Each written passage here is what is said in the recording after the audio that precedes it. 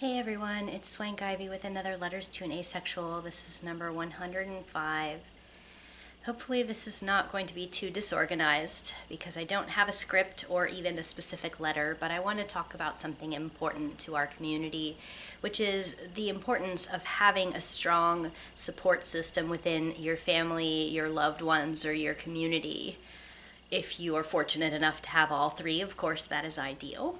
But we need to be able to affirm our orientation, our experiences, our partnerships, our identities with those we trust and those who love us. And it's a frequently cited untruth that sometimes, coming from both within and without the queer community, that asexual people specifically would never experience the kind of rejection that maybe other people might for various other kinds of identities. And even putting aside that many asexual people also have another LGBT or T identity, just on basis of asexuality, it is true that sometimes we can be rejected wholly by our families. We can be threatened and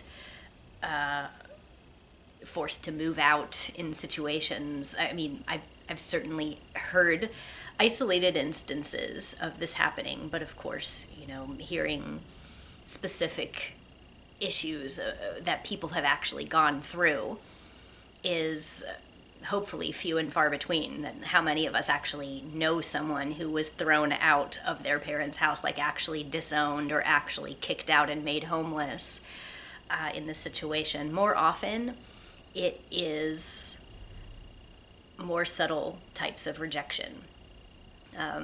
And I do personally know some people that were asked to move out or were reacted to with violence when they came out as asexual, not even any other stripe of the queer rainbow. But thankfully, those stories are rare. It's just that it's not that they don't happen. But more common, like I said, for people in our community is to have more subtle, ongoing types of rejection.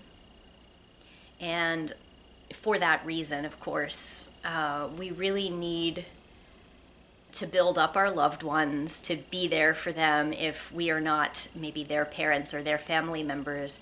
We need to be able to counter those narratives as strongly as we can and form communities that are meaningful and supportive, because many of us are dealing with whole rejections of ourselves.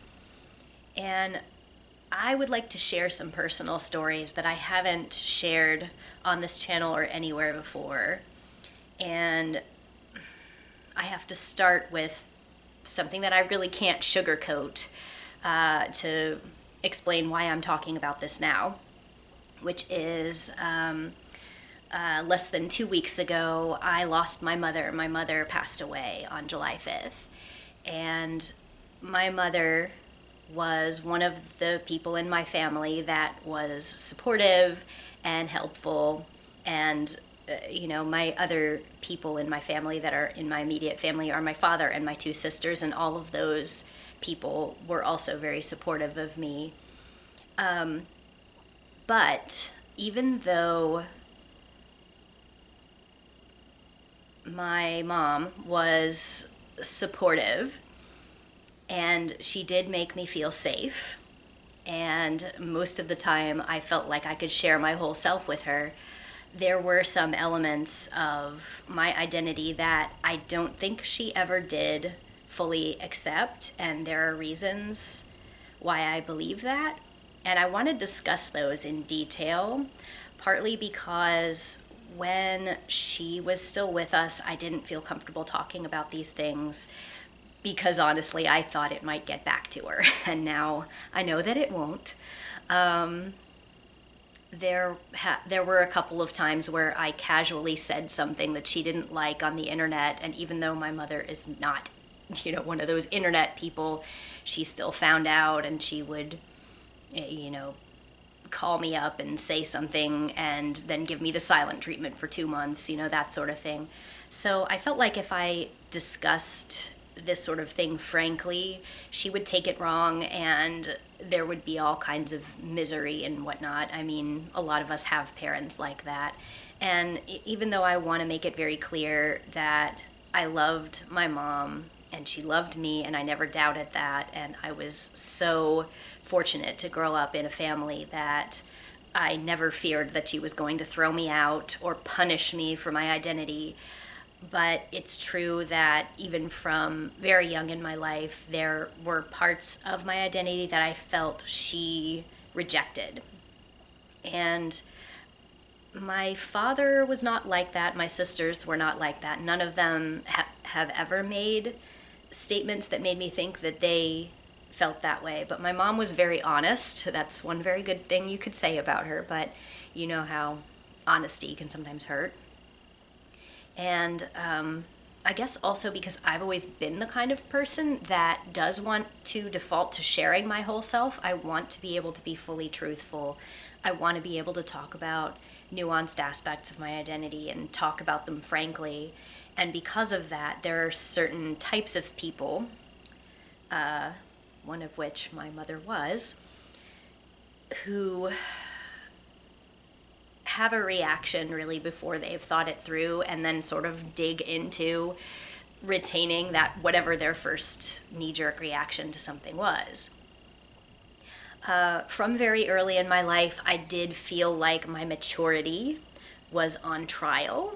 I did sometimes like to play with toys or play with other kids who were younger than me or younger than what was suspected of, being what was appropriate for me. And it wasn't really like, oh, I only like little kid toys or something. It was just that I also liked things that were aimed at people younger than me. And I also got along with young people. And it's interesting because even when I was really, really young, I had older friends too, because I was kind of one of those verbally precocious kids that, I was talking up a storm before most kids my age were doing that. So I wanted to talk to adults. I wanted to talk to older kids. And sometimes I liked doing that too. But it seems like sort of that aspect, me wanting to do things that were advanced and me just being a curious person and having a lot of diverse interests, the advanced parts of that were kind of downplayed against the regressive parts where it's just like, oh, this is a problem. This is indicative that something is wrong with this kid. And even though my mom was very proud of me and was always just kind of bragging that she had genius children and all of this, there was throughout my childhood and young adulthood this sort of preoccupation that I was not progressing according to a prescribed maturity trail, and so when I was very young and I had interests in toys or cartoons or something that my mom didn't think was appropriate for me, I would be shamed. I would be told, that's a baby toy, or that's for babies. What do you want to do that for? You're too old for that, kind of thing. And when I got older, I wasn't interested in dating. I wasn't interested in boys. And sometimes my mom would react to things that I was doing as if she knew I was up to something that I wasn't. For instance, like when I would go sleep over a friend's house and then I would come back and my mom would ask me, so how was it partying in Ybor City, which, like, in Tampa, Ybor City is kind of a place that a lot of people would go to party and stuff. It's a pretty wild area sometimes, the nightlife. I was never interested in that stuff. I never was into underage drinking or going out or doing the partying or doing drugs or anything like that. It just wasn't interesting to me. And more than once, I was straight up accused by my mother of sneaking out and going to parties and sneaking out to have sex and things like that. And I was baffled. I was like,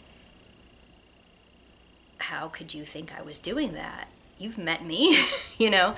So it got to this point where when I was, I guess, old enough to realize that her believing those things about me had to amount to her just completely not knowing who the hell I was, I felt misunderstood. I felt like either she was trying to make me into someone I was not, or that I guess she was trying to catch me doing things that I wasn't supposed to do and assumed that any kid would be doing things they weren't supposed to do. And so straight up accusing them strongly, often, of being up to these bad behaviors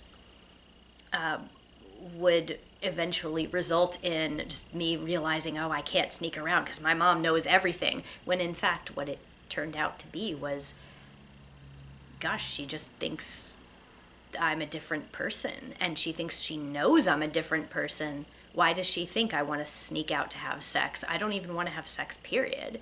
So sometimes it was kind of tongue-in-cheek, like she gave me a bunch of condoms to go when I was going to the beach with my friends. She gave me a bunch of condoms, and I never used them for anything, but she gave them to me in kind of a knowing way, like, you know, I know what you kids are up to, just be safe about it, which to some extent, like, that's kind of, it's nice that she would have been supportive of me having sex as a teenager, because, like, she knows that kids often do want to do those things, but I would have appreciated being listened to. I would have appreciated being believed. And granted, I was a teenager, so a lot of people, when they are in their teens, especially their younger teens, if they're trying to say they're asexual, most adults in their lives are going to assume that it's a phase and that they're going to grow up and feel differently. I, for one, think that all adults who have a very young person in their lives who is claiming to be asexual should be supportive of that and be able to listen and acknowledge that asexual is a thing that someone could turn out to be when they're older, so that if they do develop a different identity when they're older, they'll also feel comfortable sharing that with you. However,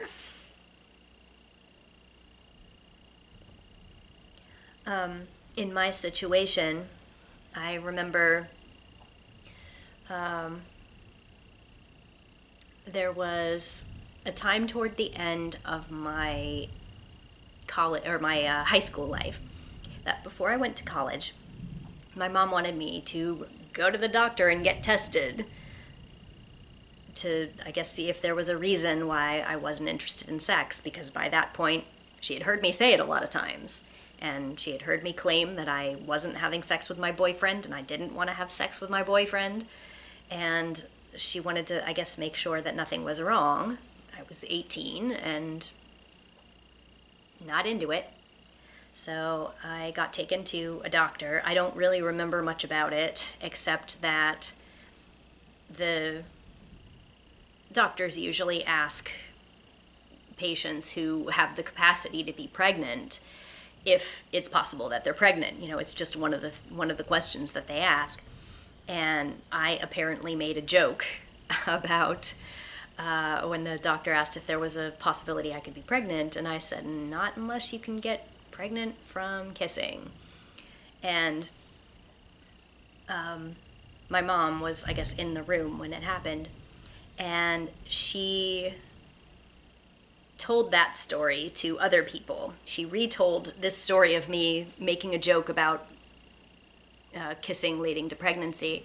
She insisted that I had said it at the top of my lungs so that everybody out in the waiting room would hear me talk about how proud I was that I was getting kissed, and that I said it loudly and that I said it repeatedly, that I kept making I only said it once. And she insisted that I was shouting it to anyone who could hear, and she was imitating me, like, not unless you can get pregnant from French kissing! You know, like, as if that's a person that I was. That I wanted randos in the waiting room to know I was kissing! You know, like, I wasn't into kissing. I didn't like the kisses I was having. But in her mind, I was this proud little girl who was so excited that I had a boyfriend that I got to kiss at 18. And it was embarrassing because, number one, I hadn't done those things. Number two, my mom has no idea who I am. And number three, like, I felt like not only does she not have any idea who I am, but she thinks I'm that person and she wants other people to think I'm that person. So those kinds of sort of twisting of what I was saying into, like, I guess a more typical understanding of a typical teenager kind of trying to force me into this mold was, I guess, an example of how I frequently did feel like I was not taken seriously, because I wasn't shy about how I felt, and I was very willing to share that with my mom, and she made it into other things and told other people that it was other things.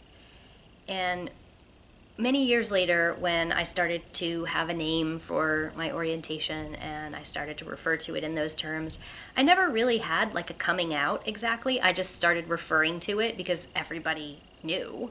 Everybody I was close with knew that I wasn't interested in those kinds of relationships. And, when I started to refer to it by a certain name, calling myself non-sexual or calling myself asexual, there really wasn't any element of I have to sit you down and tell you something about myself, right? So, I guess many years later, my mom seemed to kind of understand it, and we sometimes would joke about sex with each other, because even though my mom was pretty frank about sexual topics and she had a lot of sex when she was younger, and she would talk about which men on TV she found attractive and talk about them in very bawdy terms, she was also, frankly, she felt like sex was, sometimes she felt like it was a chore, I guess, that it was expected of her. And so, she was honest with me about understanding, like, yeah, 90% of the time I probably don't want to have sex either, that kind of stuff, which was nice. And she legit never bothered me to get married and have kids. She never straight up told me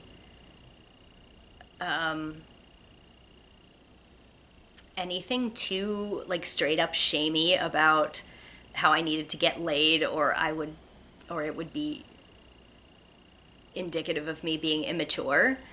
There were other messages like that, just, way, way into my adulthood. And I mean, I'm talking maybe 3 months ago, while I was 45 years old. I was, she said something to me about the toys or the books that I have. I think it was when somebody assumed I had kids because I had some kids' books.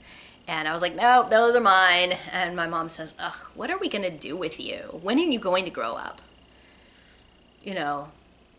She kind of never got it through her head that I am grown up and I also like those things. But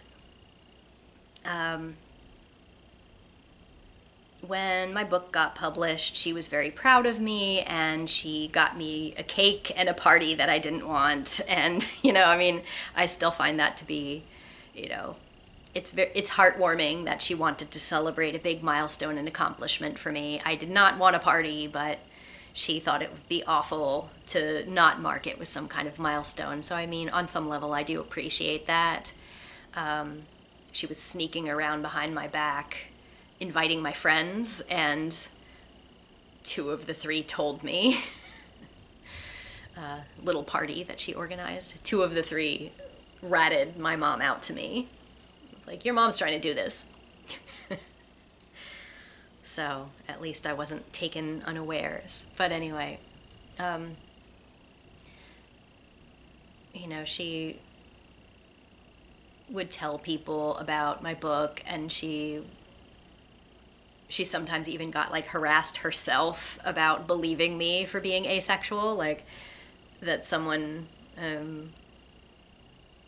listened to her explain it and then was like, oh, wow, that's hilarious. You actually believe your daughter that she's still a virgin and she's 45. Like, sure, mom, that kind of thing. Like, it's so hilarious that she could be so naive as to believe, like, come on, your daughter's just embarrassed to talk to you. She's not admitting it, obviously. And it's like, no, my mom actually legit, defended me for that.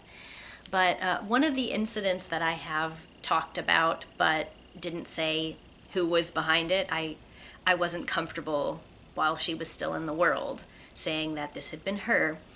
But if you'd seen one of my other videos where I talked about personal stories, one of the things that she did that ended up being really harmful was one day I was at her house and I was talking about a TV show that I had seen an asexual character on, and I was telling her how it was really cool that they had this portrayal. It was the New Zealand show, Shortland Street, I think is the name of it. Yeah, and there was a biromantic asexual man character on it.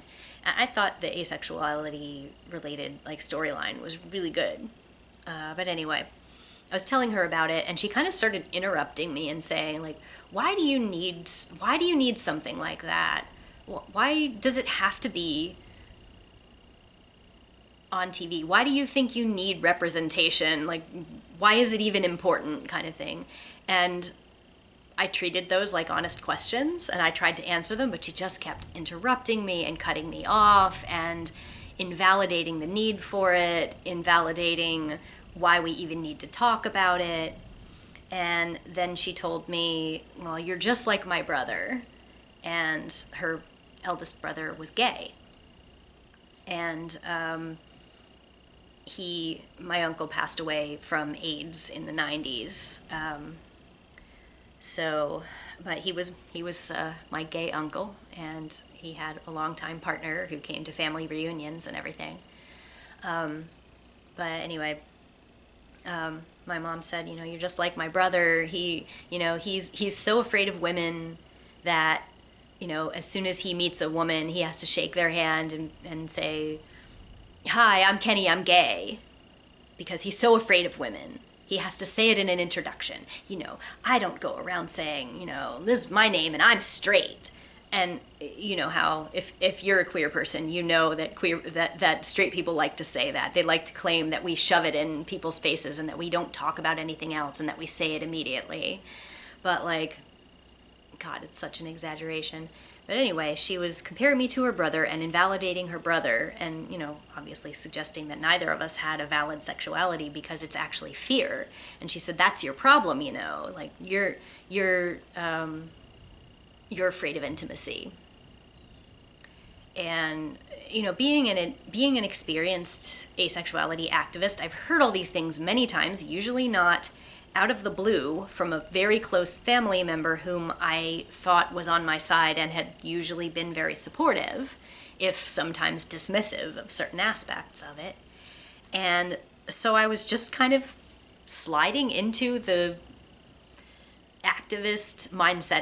And keep in mind, I'm in my 30s at this point. I didn't live with her. I wasn't dependent on her. I wasn't as emotionally attached to her validation as I would have been when I was younger.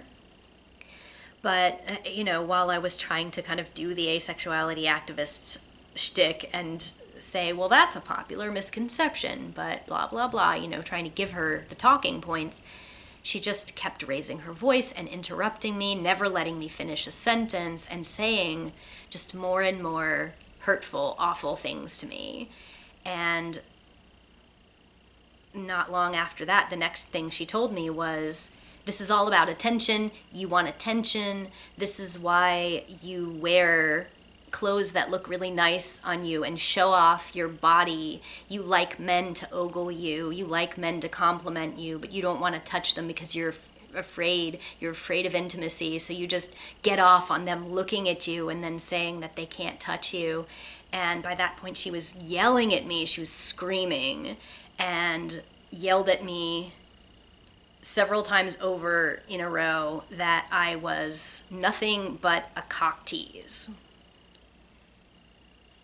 And at that point, I guess I just couldn't keep on with the even-keeled, like, I'm a professional asexuality activist and nothing rattles me kind of thing. That really got to me, having my mother stand there and scream in my face that I'm nothing but a cock tease. It came as a surprise because she had been so outwardly supportive over the years and had never said anything like that to me. And you know how sometimes, my mom was not sober at the time that she was saying these things to me, but you know how you can sometimes tell when somebody is finally like letting the floodgates go, you know what I mean? That she had been wanting to say these things to me for a long time and had thought them for a long time and finally was saying them. And I had nothing else to say to that. How can you reason with someone who thinks something so offensive and so off base about you? Especially a mother to her daughter. And I was staying at her house that night, and I remember that after she said that to me, I just walked out of the room and laid down where I was sleeping, and I cried myself to sleep. Not one of my proudest activist moments, but I think it's understandable that something like that would get to anyone. And it wasn't really so much being screamed at or having something that ugly said to me. It was that we come back to, she just didn't know who I was. And I've tried so hard to tell people who I am, especially my closest loved ones. I want them to understand me. I've always wanted them to understand me. And when you go out of your way to make yourself accessible and put your feelings into words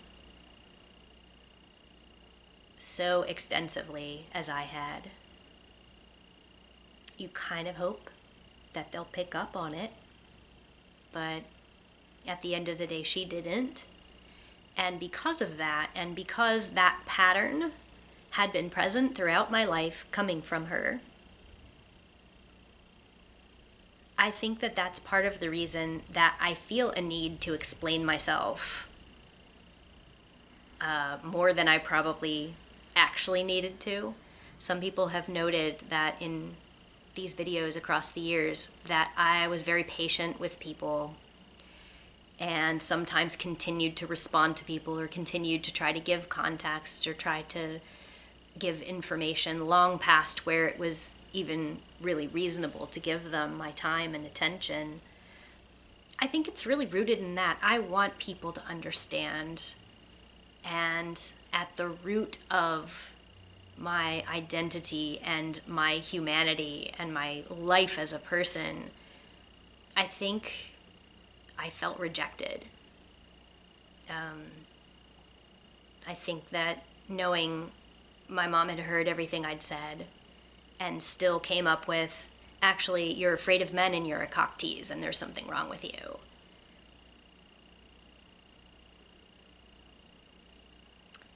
I didn't know it in those words until she said that, but I had known it in other words and other expressions of fundamental misunderstandings and rejections throughout my life. I hope that makes sense. So, it can be really harmful, even if somebody isn't explicitly rejecting you, even if somebody isn't threatening to throw you out on the street. when you have someone very close to you in your family who refuses to accept who you are, it changes how you grow up, it changes who you become. It affects the entirety of your life. And even though I'm glad that I have this kind of patience, and I'm glad that I have this desire and this need to put things into words so that other people can hear me clearly, I do think that it came from being misunderstood. And nobody deserves to feel that. Nobody deserves to go through their life speaking their truth and still being treated like a liar.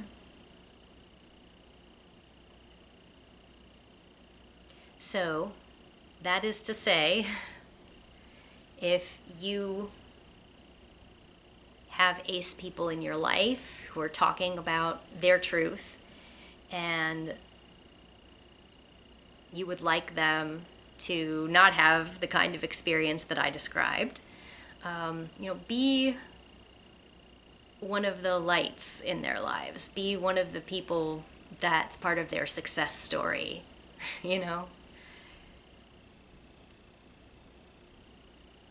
And, do your best to learn,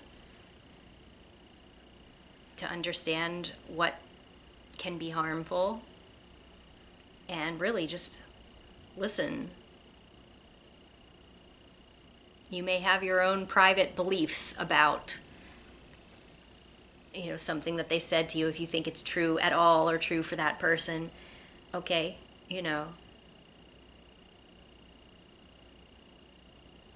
But really work on listening to what these people tell you about themselves, because they want to share themselves with you. And for those ace people in my circles who have had experiences like this, or feel despair or frustration or fear or anger because somebody can't understand you, it's not your fault. You're trying. And if one of the most experienced ace activists like me couldn't get through to somebody very close to them in their family, I mean, there's no magic formula, I'm telling you. Some people are just like that. And that's a them problem.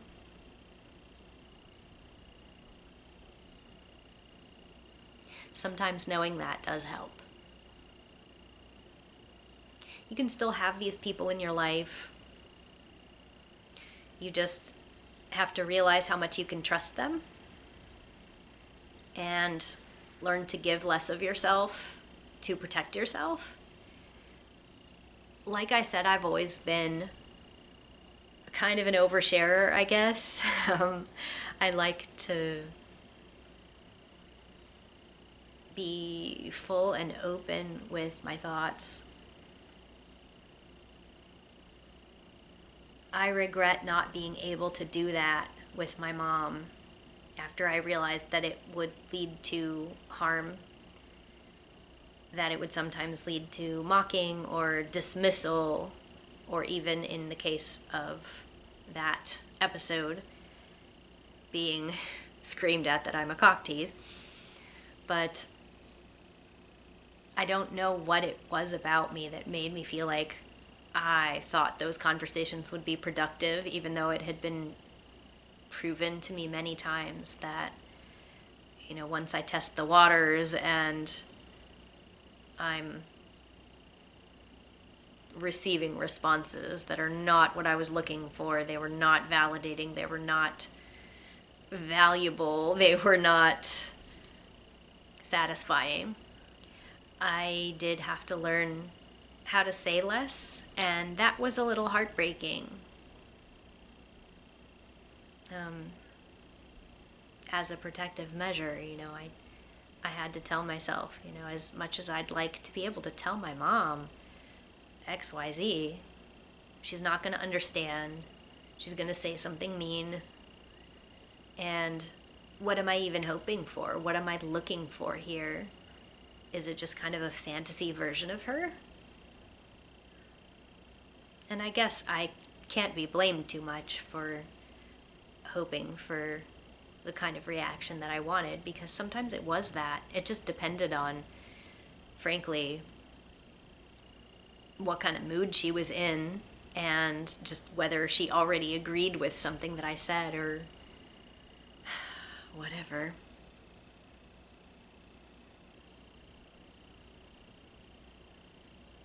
Yeah.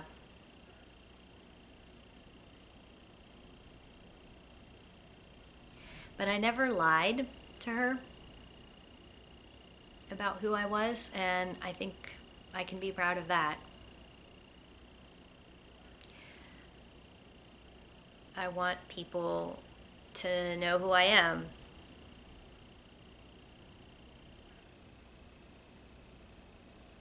And sometimes after I've been made to regret it multiple times by trying to share myself in certain ways with certain people, I learned that it's not going to be valuable, but there might be other reasons that I want that person in my life. But in this case, I was still able to have a pretty good relationship with my mom, and she was my biggest fan.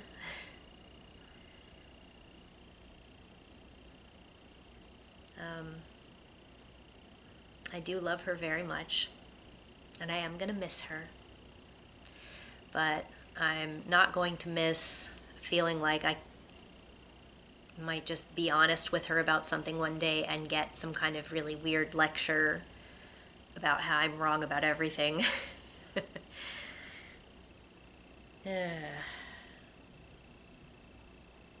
So, not gonna miss that. But it is really tough to lose a parent. This is my first time, so not really sure how it goes from here, but I am the one who lives in the same town as my mother did, so I'm gonna have to kind of handle a lot of the stuff you have to be local for. My two sisters are both available to help me as well, but they live in other states. So they're helping me organize. They were both on their way to come see her. They were, one was actually on a plane, and one was getting on a plane in a couple of hours when we found out that she died. So she passed away from liver failure. She was an alcoholic, and I don't know that she ever accepted that she was, but she was. And I don't know, it went really fast at the end. We were not expecting it to quite be this fast. We thought we had more time, but we knew that she was very sick. Yeah. My sisters came in and stayed with me from the day that my mom passed to the following Sunday. So that was, oh, I'm very bad at math. That's Wednesday, Thursday, Friday, Saturday, Sunday. 5 days, 4.5. So we were able to be together and look through some memory boxes, and we went to my mom's house. And I have a funny story about going to her house. We had to go over there. Part of it was we wanted to pick up some personal items, but also she had a roommate. My mom was divorced from my dad, and it wasn't really safe for her to live alone, so I'm really glad that she had a roommate. And so this guy that was living with her, he didn't know yet, and so we went over there and told him that his roommate had died. And I gave him like a thank you card and stuff for helping my mom so much toward the end of her life. And my mom had said, after I croak, make sure you don't give away the framed pictures on the wall to like Goodwill or whatever until you check behind the frames. And I remembered she said that, and I opened up one of the photo albums that was on top, or the photo, I forget who the picture was. I think it might have been one of her parents who died a long time ago. And I opened up this picture frame, and it was stuffed with money. There was all this money in there. And I was like, oh, okay, so and we had all been told this. My sisters and I had been told that she sometimes sticks money back there, but we hadn't thought it would be a lot. So we just kind of went on this treasure hunt and went through the house just taking pictures apart. And I would say more of them than did not had money in them. We it was almost $1,800. That was really something. And I think my mom would have enjoyed that little treasure hunt. It's pretty fun. So, yeah. Gonna have to spend some time over there in the next couple of months. She didn't have a will, so I have to deal with probate. But I'm in good shape, I know what to do. So, yeah. And my dad is probably going to live forever, so it's going to be a long time before I have to go through this again. The men in my dad's family live into their 90s. And my dad's not even 70, so I think I'm going to have him for a while, but he is not a drinker. So that helps with continuing to have a liver. Anyway, my vice is Diet Coke. I do like my caffeine. Anyway, I guess that concludes this unusually personal episode of Letters to an Asexual. And even though there was no actual letter, I hope that you found this to be an interesting and useful perspective for this series.